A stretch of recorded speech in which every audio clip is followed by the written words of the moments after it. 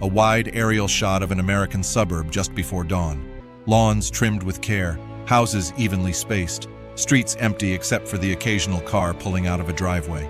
The kind of place people move to because they believe danger has been designed out of it. Inside one of those homes, Christine Banfield moves quietly through her kitchen. She is still in scrubs from a long hospital shift. Her face carries the exhaustion of someone who has spent the night keeping other people alive. She pours herself a glass of water and leans against the counter. Upstairs, her children sleep. The house breathes softly around her. In the dining room, her husband Brendan sits alone at the table, his phone glowing in the dim light. His face is calm, controlled, unreadable. A message appears on the screen. He's confirmed, tonight. Brendan does not respond immediately. He stares at the message longer than necessary. Then he deletes it, stands, and walks upstairs. The audience doesn't yet know what the message means, but they feel it. Cut to black. Police sirens. Red and blue lights spill across quiet lawns. Neighbors step outside in confusion, some in pajamas, some barefoot. No one screams. There is only disbelief.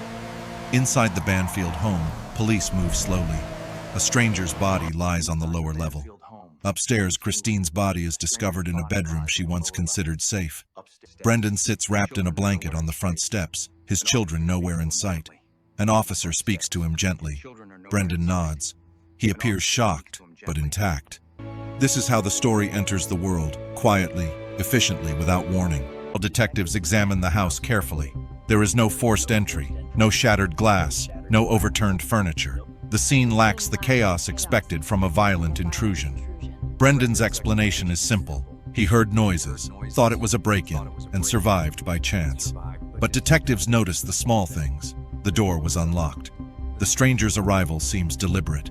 The timing feels exact. As the investigation deepens, the surface of the Banfield family begins to crack. Christine's colleagues describe her as dedicated, gentle, principled, a woman who believed deeply in responsibility, at work and at home.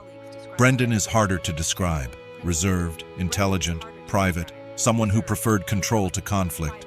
Then investigators discover the au pair, Juliana, young, foreign, living inside the home but never quite part of it. Her phone contains messages that should not exist, private conversations, hidden meetings, promises, an affair. The story shifts backward in time.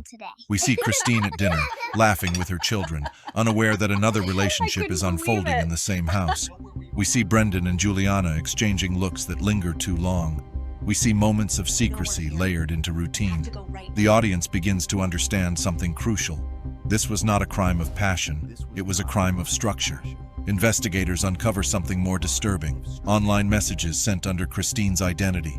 A profile she never created. Conversations she never had. A man named Joseph Ryan responded to those messages.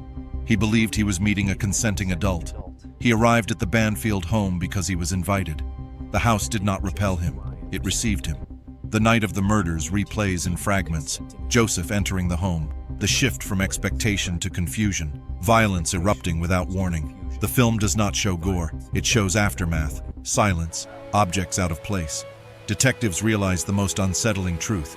Joseph was not a target because of who he was. He was a tool. And Christine was not killed in rage. She was removed.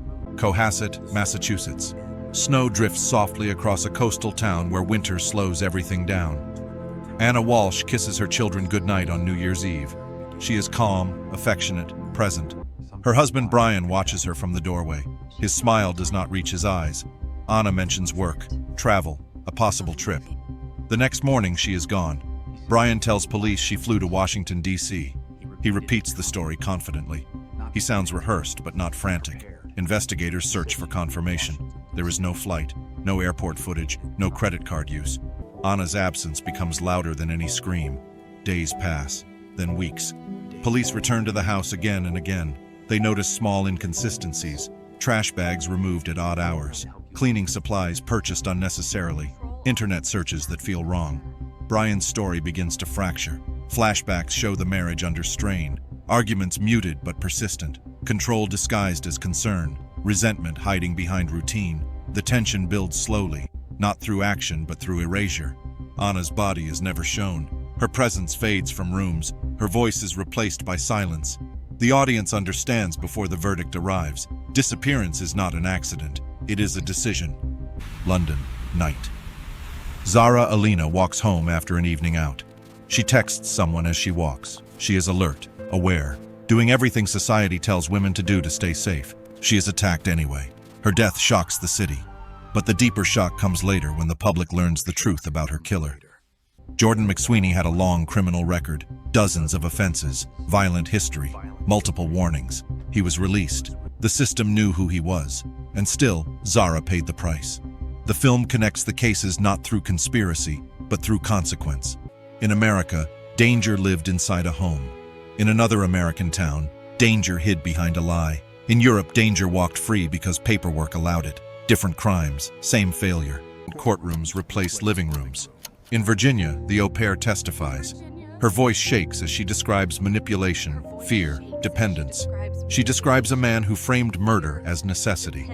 Brendan listens without expression. He does not look at the jury. Christine's family sits behind the prosecution, silent and rigid. They have lost a daughter, a sister, a mother. They will not get her back. In Massachusetts, Brian faces evidence he cannot outrun.